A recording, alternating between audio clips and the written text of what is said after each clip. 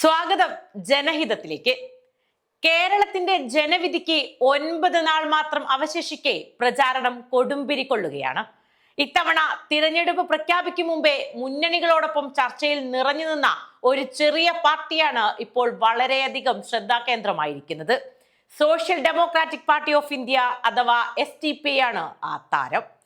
Channel ചർച്ചകളിലും സാമൂഹിക മാധ്യമങ്ങളിലും SDP കുറിച്ച ചർച്ചകളില്ലാതെ ഇപ്പോൾ ഒരു നിമിഷം പോലും കടന്നു പോകുന്നില്ല എന്നതാണ് കൗതുകകരം. മുന്നണി ബന്ധങ്ങളുടെ പിൻബലമില്ലാത്ത ഒരു പാർട്ടിയായിരുന്നിട്ടും തിരഞ്ഞെടുപ്പ് പ്രഖ്യാപിക്കുന്നതിനും ആഴ്ചകൾക്ക് മുമ്പേ SDP വാർത്തകളിൽ ഇടം പിടിച്ചു. മാധ്യമ പരിലാളനകൾ അല്പം പോലും ലഭിച്ചിട്ടില്ലാത്ത മാധ്യമ പരിഗണനകളിൽ നിന്ന് പലപ്പോഴും മനഃപൂർവ്വം മാറ്റി നിർത്തപ്പെട്ട ഒരു പാർട്ടിയാണ് യഥാർത്ഥത്തിൽ SDP. പാർട്ടിയുമായി ബന്ധപ്പെട്ട ചർച്ചകളിൽ പോലും SDP പ്രതിനിധികളെ പങ്കെടുപ്പിക്കില്ലെന്ന ജനാധിപത്യ വിരുദ്ധവും മാധ്യമ മര്യാദയ്ക്ക് നിരക്കാത്തതുമായ നിലപാടുള്ള മേൽക്കോയ്മ മാധ്യമങ്ങൾ മലയാളത്തിലുണ്ട്. അവർക്ക് പോലും ഇപ്പോൾ തിരഞ്ഞെടുപ്പ് ചർച്ചകൾക്ക് SDP പ്രതിനിധിയെ വിളിക്കാതിരിക്കാൻ നിർവാഹമില്ലെന്ന നില വന്നിരിക്കുന്നു.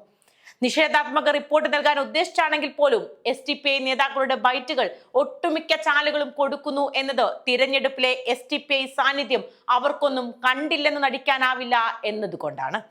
BJPക്ക് വിജയ സാധ്യത വിലയിരുത്തുന്ന മഞ്ചേശ്വരം മണ്ഡലത്തിൽ സ്ഥാനാർത്ഥിത്വം പ്രഖ്യാപിച്ചതോടെയാണ് SDP ശ്രദ്ധാകേന്ദ്രമായത്. തിരഞ്ഞെടുപ്പ് പ്രഖ്യാപിക്കുന്നതിന് മുമ്പ് തന്നെ SDP സംസ്ഥാന അധ്യക്ഷൻ CPA ലത്തീഫ് പാർട്ടിയുടെ പോസിറ്റീവ് പൊളിറ്റിക്സിന്റെ പ്രസക്തി വിശദീകരിക്കുന്നതിനിടെ ഒരു മാധ്യമ പ്രവർത്തകന്റെ ചോദ്യത്തിൽ നിന്നാണ് മഞ്ചേശ്വരത്തിലേക്ക് തിരിയുന്നത്.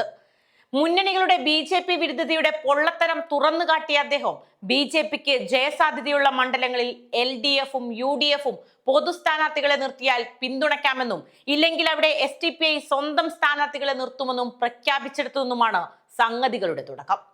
അപ്പോൾ മഞ്ചേശ്വരത്തും മത്സരിക്കുമോ എന്ന മാധ്യമ പ്രവർത്തകന്റെ ചോദ്യത്തിനോ മഞ്ചേശ്വരം ഉൾപ്പെടെ മത്സരിക്കുന്നതിനെ കുറിച്ച് ആലോചിക്കുമെന്നാണ് CPA ലത്തീഫ് മറുപടി പറഞ്ഞത്. BJPയെ തോൽപ്പിക്കേണ്ട ബാധ്യത SDP തലയിൽ മാത്രം കെട്ടിവെക്കേണ്ടെന്നും അദ്ദേഹം വ്യക്തമാക്കിയിരുന്നു.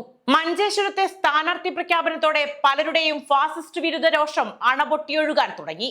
SDP നേരെ സാമധാന ഭേദദണ്ഡങ്ങളുമായി പലരും രംഗത്തു വന്നു. BJPയുമായി SDP ഡീൽ ഉണ്ടെന്നുവരെ പ്രചാരണം നടന്നു. പാർട്ടി ദേശീയ പ്രസിഡന്റ് MK ഫൈസിക്ക് ED കേസിൽ ജാമ്യം കിട്ടിയതിന്റെ പ്രത്യുപകാരമാണെന്ന നെറികെട്ട നുണകൾ പോലും പാറി നടന്നു. SDP ലക്ഷ്യം വെച്ച് ദൃശ്യമാധ്യമങ്ങൾ നിഷേധാത്മക വാർത്തകൾ ചെയ്തതിന് കയ്യും കണക്കുമില്ല. പാർട്ടികൾ മാത്രമല്ല, തിരഞ്ഞെടുപ്പിൽ മാധ്യമങ്ങളും പ്രകടമായി പക്ഷം ചേരുന്ന ഒരു സത്യാനന്തര കാലത്താണല്ലോ നാം ജീവിക്കുന്നത് എന്ന് ആശ്വസിക്കാം. നിലപാടിന്റെയും തീരുമാനത്തിന്റെയും അടിസ്ഥാനത്തിലായിരുന്നു SDP മഞ്ചേശ്വരത്തെ സ്ഥാനാർത്ഥി പ്രഖ്യാപനവും പിൻവലിക്കലുമെല്ലാമെന്ന് പാർട്ടിയുടെ നേതാക്കൾ വ്യക്തമാക്കുന്നു. ഫാസത്തിനെതിരെ അവരല്ലാത്തവരെല്ലാം ഒന്നാണെന്ന ബോധ്യം സൃഷ്ടിക്കാനെങ്കിലും SDP നിലപാടുകൾ കാരണമായി എന്നത് യാഥാർത്ഥ്യമാണ്. ഒളിഞ്ഞും തെളിഞ്ഞുമെല്ലാം BJPയുടെയും RSSന്റെയും തിണ്ണ നിറങ്ങിയ കോൺഗ്രസും RSSുമായി ചങ്ങാത്തം സ്ഥാപിച്ച മുസ്ലിം ലീഗും മറ്റു സംഘടനകളുമെല്ലാം SDP നിലപാടിലൂടെ തുറന്നു കാട്ടപ്പെട്ടു എന്ന വസ്തുതയാണ് ആറ്റിക്കുറുക്കിയാൽ അവശേഷിക്കുന്നത്. തദ്ദേശ തിരഞ്ഞെടുപ്പിൽ BJPയോട് തോൾ ചേർന്ന് SDP തോൽപ്പിച്ചും BJP വിജയം തടയുന്നതിനേക്കാൾ SDP തോൽപ്പിക്കുന്നതിൽ ആനന്ദം കൊണ്ടു നടന്നവരാണ് മഞ്ചേശ്വരത്ത് SDP ഫാസിസ്റ്റ് വിരുദ്ധതയുടെ തീവ്രത അളക്കാൻ പാഞ്ഞു നടന്നത്. പണ്ടത്തെ വടകര ബേപ്പൂർ മോഡൽ കോലിബി സഖ്യത്തിന്റെ പ്രേതം ഇപ്പോഴും അന്തരീക്ഷത്തിൽ അലയുന്നുണ്ട് എന്നർത്ഥം.